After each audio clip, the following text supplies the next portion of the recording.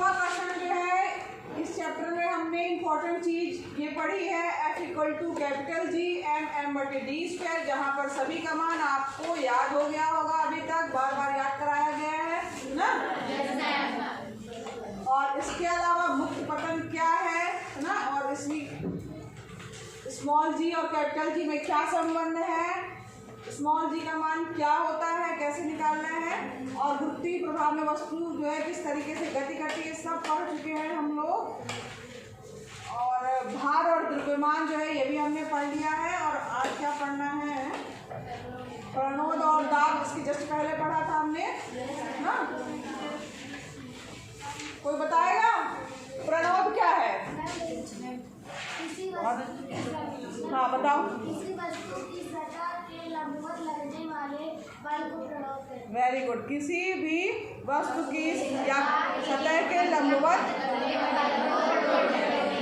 ठीक। अगर यहाँ पर दाब बराबर होता है प्रणोद बटे क्षेत्रफल, अगर क्षेत्रफल को एक कर दिया जाए, एकांक क्षेत्रफल पर लगने वाला प्रणोद क्या कहलाता है? दाब कहलाता है। वेरी गुड, सारी चीजें इसके क्वेश्चन आंसर कर लीजिए, इम्पोर्टेंट थे।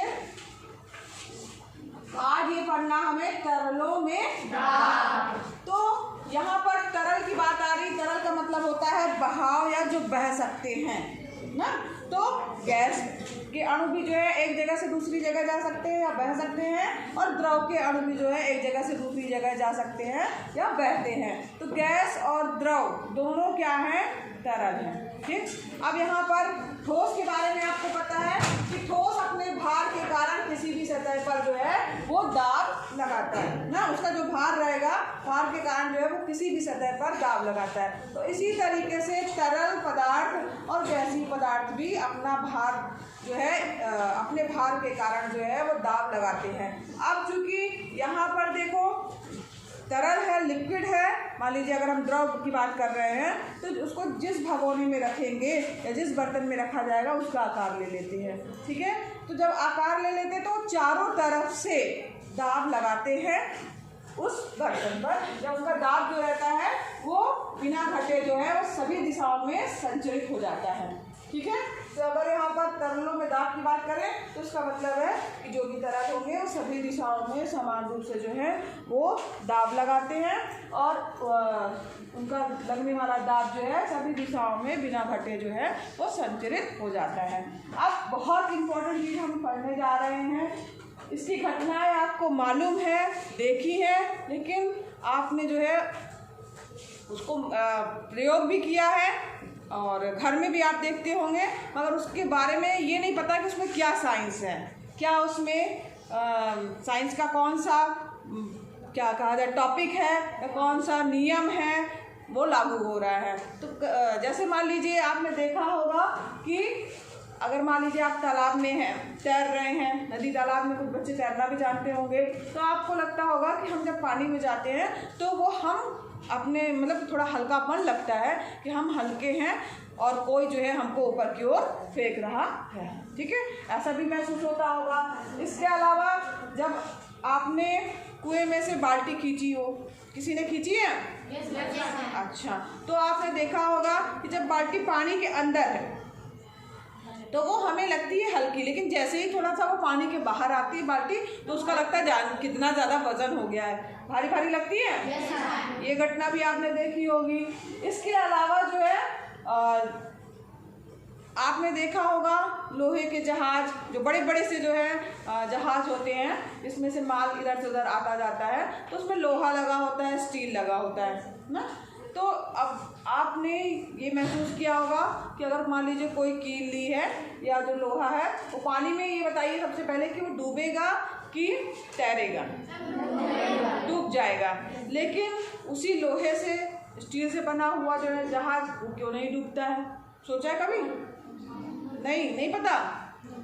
तो ऐसा जो है वो किस लिए होता है अभी हम जानेंगे। इसके बाद जो है इन सभी को जानने के लिए साइंस में एक नियम है जिसको कहा गया है उत्प्लावकता, ठीक है। क्या कहा गया है? उत्प्लावकता, ठीक। अब यहाँ पर जो भी ऐसी घटनाएं हो रही हैं उनके लिए कौन जिम्मेदार है? उत्प्लावकता। अब ये है क्या? इसको कुछ और एक्सपेरिमेंट अगर हम करें तो आपने देखा होगा, एक बाल्टी मान लीजिए आपने ली और उसके अंदर क्या भरा हुआ है, पानी भरा हुआ है। आपके पास एक खाली बॉटल है, ठीक, कोई भी बॉटल है, कोल्ड ड्रिंक की बॉटल भी आप ले सकते हैं तो कोई सी भी बॉटल ले सकते हैं, उसमें खाली है। खाली का मतलब ये नहीं होता कि वो प्योर खाली है, उसके अंदर हवा भरी होती है, ठीक है। उसका ढक्कन हमने बंद कर दिया, उस पानी वाली बाल्टी के अंदर हमने उस बॉटल को क्या किया, डाल दिया। तो जब डालेंगे तो क्या देखेंगे आप कि बॉटल तैरेगी, उसको और पकड़ के डालिए तब भी ऊपर आ जाएगी। अच्छा, तो जब आप एक चीज़ आपने महसूस की होगी कि जब आप बॉटल को दबा करके बाल्टी के अंदर डालना चाह रहे हैं तो हमें बल लग रहा है, फिर और नीचे डालना चाह रहे हैं तो और ज़्यादा हमें बल लगाना पड़ रहा है। ऐसा महसूस होता है? करके देखिएगा आज जाके कि बाल्टी के अंदर जो है देखिएगा कि उसमें क्या हो रहा है, कि आप अंदर तक डाल पा रहे हैं कि नहीं। तो उसमें यही होता है कि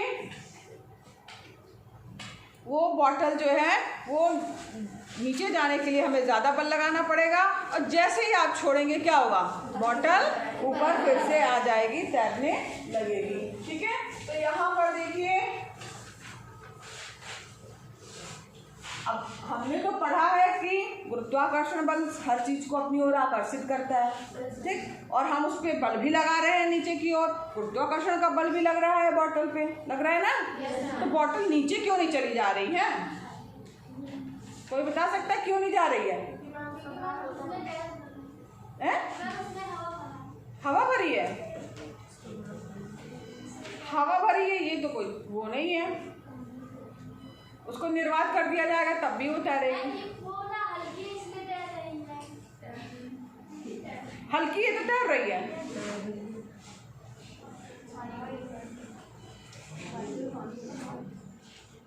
और कोई बताए? ऐसा कुछ नहीं, हम किसको कह सकते हैं कि कोई चीज हल्की है कि भारी है? पानी ज्यादा बल लगा रही है। हाँ, यहाँ पर देखो कोई ना कोई एक नया बल काम कर रहा है, जो क्या कर रहा है, आप उस बॉटल को ऊपर की ओर फेंक रहा है, और वो बल उस बॉटल से और उस गुरुत्वाकर्षण बल से भी ज़्यादा मजबूत है। जो ज़्यादा मजबूत बल होगा, जो ज़्यादा बलशाली होगा, क्या करेगा, धक्का दे देगा ना। कौन जीतेगा?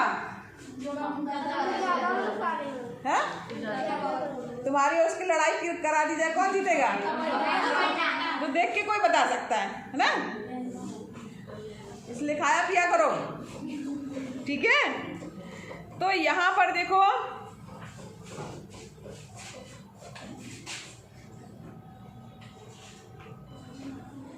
एक बल काम कर रहा है जो पानी की बोतल पर ऊपर की ओर लग रहा है, ठीक है।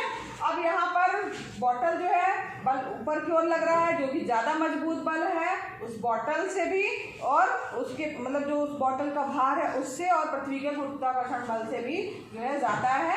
इसके कारण जो है वो उसको ढकेल दे रही है। तो यहाँ पर देखिए, जब बॉटल डुबोई जाती है तो पानी द्वारा लगने वाला ऊपर की दिशा में बल इसके भार से अधिक है, इसे छोड़ने पर जो है वो क्या होता है कि वो बॉटल हमारी ऊपर की ओर आ जाती है। अगर मान लीजिए अब हम चाहते हैं कि यही बॉटल डूब जाए, तो क्या करना होगा कि पानी के द्वारा बोतल पर ऊपर की ओर लगने वाले बल को संतुलित करना होगा। अगर बल संतुलित हो जाएगा तो फिर वो बॉटल नहीं डूबेगी। तो उसको संतुलित करना पड़ेगा, तो इसका मतलब है कि एक बाहरी बल हमें लगाना होगा। तो इसे नीचे की दिशा में लगने वाले बाहरी बल को लगाकर प्राप्त किया जा सकता है। यानी हम नीचे की ओर कोई और बाहरी बल लगाएं जो कि ज़्यादा हो, किसकी तुलना में, जो पानी का उत्प्लावन है ना, या पानी जो बल लगा रहा है उसकी तुलना में। तो यहाँ पर यह बल जो है वो कम से कम ऊपर की ओर लगने वाले बल, ठीक, जो पानी बल लगा रहा है ऊपर की ओर, तो जो हमें कितना बल लगाना होगा कि ऊपर की ओर लगने वाले बल, ठीक, प्लस उसमें अगर जो बॉटल का वजन है उसको घटा दिया जाए, भार के अंतर के बराबर जो है वो उतना बल अगर हमें और मिल जाएगा तो बल दोनों बल संतुलित हो जाएंगे। ठीक है, तो यह बल कम से कम ऊपर की ओर लगने वाले बल तथा बोतल के भार के अंतर के बराबर होना चाहिए। जब ऐसी कंडीशन आ जाएगी तब क्या होगा कि दोनों बल संतुलित हो जाएंगे, तब बोतल आपकी डूब जाएगी। ठीक है, तो यहाँ पर बोतल पर पानी के द्वारा जो ऊपर की ओर लगने वाला बल है उसी को उत्प्लावन बल कहा जाता है। तो पानी के द्वारा बोतल या पानी के द्वारा ऊपर की ओर लगने वाला बल क्या कहलाएगा? उत्प्लावन बल कहलाता है। ठीक, अब यहाँ पर जो है, अब ये तो पानी की बात हुई, लेकिन ऐसा जो है हर तरल पदार्थ के लिए होता है, हर लिक्विड के लिए जो है ऐसा होता है। तो किसी भी तरल में अगर कोई वस्तु डुबोई जा रही है तो सभी वस्तुओं पर एक कोई ना कोई उत्प्लावन बल कार्य करता है, और इसका जो परिमाण होता है, ठीक है, वो तरल के घनत्व पर निर्भर करता है। बहुत इंपॉर्टेंट बात है, उत्प्लावन बल का परिमाण तरल के घनत्व पर निर्भर करता है। ठीक है, तो यहाँ पर घनत्व पर निर्भर करता है। यहाँ पे एक वर्ड आया आपका घनत्व।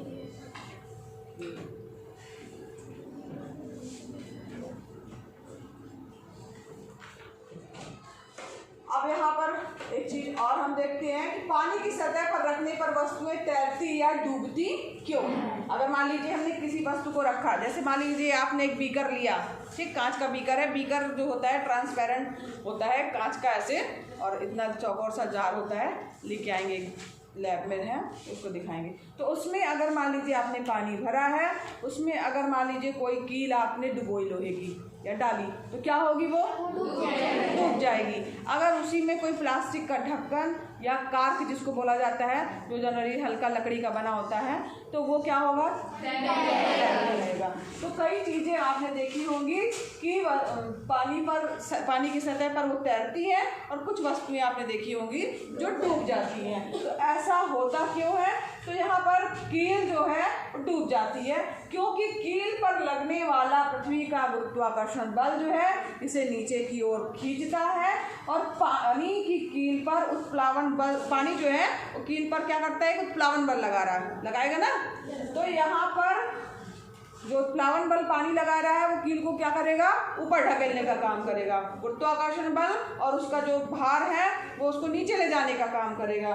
लेकिन कील पर जो है नीचे की ओर लगने वाला बल जो है वो पानी द्वारा लगाए गए उत्प्लावन बल से जो है अधिक है। यानी कील का जो बल है, यानी कील का भार और कील का दाब, और क्या, जो पानी के द्वारा उत्प्लावन बल, नहीं, कील का भार और गुरुत्वाकर्षण बल दोनों, जैसे कील का वजन हुआ, मान लीजिए कील है, इसका वजन प्लस पृथ्वी जो गुरुत्वाकर्षण बल से खींच रही है वो ज़्यादा है। किससे? पानी के उत्प्लावन बल से ज़्यादा है। जो पानी ढकेल रहा है उस बल से ज़्यादा, तो क्या होगा? डूब जाएगी। समझ में आया? ठीक, तो यहाँ पर इसलिए यह डूब जाती है। यहाँ पर चित्र आप देख रहे होंगे, यहाँ कार का रखा हुआ लोहे की कील डूब जा रही है, नीचे पड़ी है, और ये कार्क जो है वो ऊपर की ओर है, जो कि तैर रहा है। ठीक है, अब यहाँ पर कार्क तैरता है जबकि कील डूब जाती है। क्यों ऐसा होता है? क्योंकि उनका घनत्व में अंतर है। अब यहाँ पर अगर हम बात करें घनत्व की, तो घनत्व बराबर होता है, फार्मूला देखिए, जैसे हमने पढ़ा था दाब बराबर प्रणोद बटे क्षेत्रफल। तो घनत्व बराबर होगा द्रव्यमान, द्रव्यमान बटे आयतन। ठीक है, तो घनत्व का ये फार्मूला हो गया आपका कि द्रव्यमान बटे आयतन, यानी आयतन जो घनत्व है आपका वो आयतन पर भी निर्भर करता है और द्रव्यमान पर निर्भर करता है। और द्रव्यमान सभी का एक जैसा होता है, हर जगह पर उसका द्रव्यमान एक जैसा होगा, लेकिन आयतन जो है उसका अलग अलग होगा। ठीक है, तो यहाँ पर जो है हो क्या रहा है कि कील जो है वो डूब जा रही है, कार्क जो है वो ऊपर तैर रहा है। तो इसका मतलब क्या हुआ कि जो कार्क का घनत्व है वो पानी के घनत्व की तुलना में क्या है? कम है। कार्क का घनत्व क्या है? कार्क का घनत्व क्या है?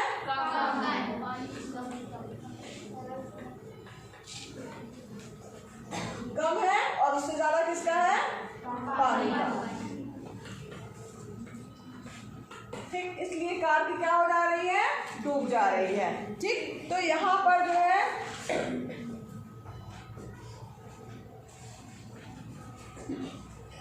अगर हम बात करें आयतन को एकांश कर दिया जाए तो वो द्रव्यमान जो है वो घनत्व के बराबर हो जाएगा। तो किसी भी वस्तु का, यहाँ मान लीजिए किसी भी कोई भी वस्तु है, उसका घनत्व उसके एकांक आयतन के द्रव्यमान के बराबर होता है। एकांक आयतन, किसी भी वस्तु का घनत्व उसके एकांक आयतन के द्रव्यमान के बराबर होता है। हम आयतन को हमने क्या कर दिया? एकांक कर दिया, यानी इकाई कर दिया है। तो किसी भी वस्तु का घनत्व एकांक आयतन के द्रव्यमान के बराबर होता है। ठीक है, तो यहाँ पर जो है कार्क का जो घनत्व होगा वो उससे ज्यादा होगा पानी का घनत्व। तो इसके कारण जो है कार्क का घनत्व कम है, इसके कारण कार्क क्या है? ऊपर तैर रही है। लेकिन कि अब दूसरी स्थिति क्या बन रही है? कील की। तो कील का घनत्व क्या है? कील का घनत्व ज्यादा है पानी से।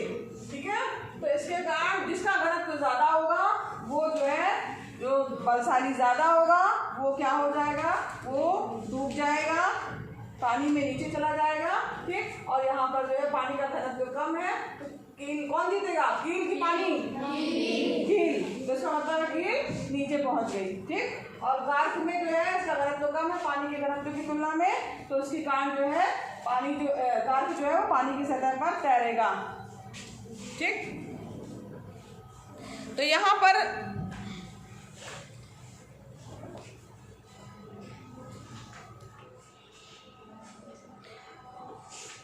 नोट कर लिया सबने?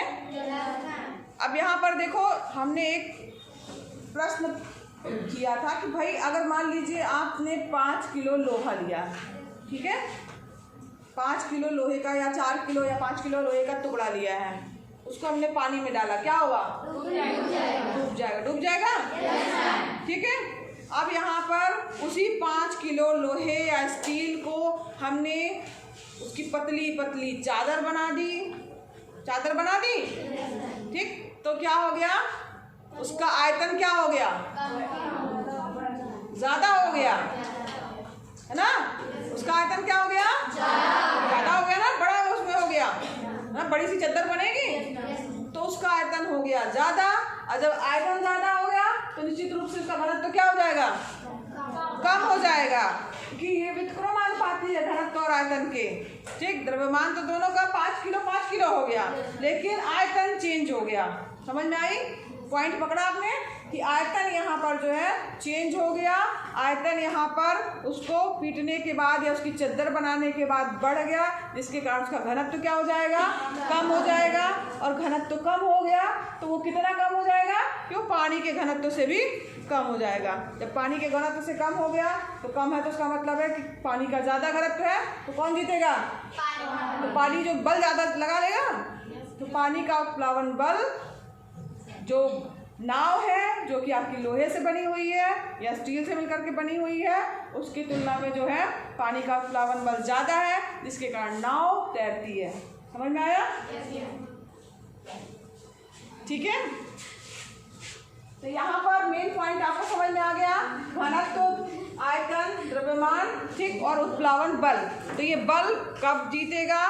पहली बात तो उत्प्लावन बल आपको पता हो गया क्या है, कि पानी के द्वारा वस्तुओं पर बाहर ऊपर की ओर लगने वाला बल क्या कहलाता है? उत्प्लावन बल कहलाता है। ठीक है, तो पानी वस्तुओं पर कोई ना कोई बल लगा रही है, जिसके कारण वस्तु जो है वो ऊपर जाती है या ऊपर की ओर तैरती है। इसी बल को क्या कहा जाता है? उत्प्लावन बल कहा जाता है। और ये उत्प्लावन बल घनत्व पर निर्भर करता है। एक घनत्व बराबर होता है द्रव्यमान बटे आयतन। एकांक आयतन पर लगने वाला, एकांक आयतन पर वस्तु का द्रव्यमान ही उसका क्या कहलाता है? घनत्व कहलाता है। ठीक है, तो यहाँ पर जिसका घनत्व पानी से कम होगा तो वो क्या होगी? तैरेगी। जिसका भी घनत्व पानी से ज़्यादा होगा वो डूब जाएगी। ठीक है, जिसका घनत्व पानी से कम होगा तैरेगी, जिसका घनत्व पानी से, ठीक। अब यहाँ पर अब निष्कर्ष हमारा क्या निकल के आया?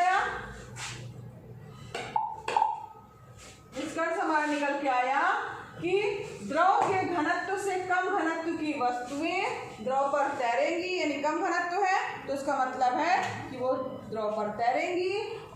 किसी भी लिक्विड की, अभी हमने केवल पानी की बात की थी, लेकिन पानी के लिए नहीं, किसी भी द्रव की बात है, चाहे वो तेल हो, चाहे वो दूध हो, चाहे वो जूस हो, चाहे जो हो, ठीक है। तो यहाँ पर द्रव के घनत्व से कम घनत्व की वस्तुएं द्रव पर तैरेंगी और द्रव के घनत्व से अधिक घनत्व की वस्तुएं द्रव में डूब जाएंगी। तो समझ में आया कि क्यों नहीं डूबता है, या कोई वस्तुएं पानी में क्यों तैरती है और क्यों वस्तुएं जो है कुछ डूब जाती हैं। उत्प्लावकता भी समझ में आ गई? समझ में आया? क्या है बताइए उत्प्लावकता? आप ना खड़ी हो, बताओ। पानी के द्वारा लगाया गया ऊपरी बल। हाँ, ऊपर की ओर लगाया जाने वाला बल उत्प्लावक बल कहलाता है, ठीक। और ये घटना क्या कहलाती है? उत्प्लावकता, ठीक है, जो यहाँ पर टॉपिक का नाम है उत्प्लावकता, ठीक। अब इसके आगे जो है वो कल पढ़ेंगे। आर्किमिडीज का सिद्धांत बचा हुआ है, ठीक। अपेक्षिक घनत्व बचा हुआ है, कल खत्म हो जाएगा ये चैप्टर।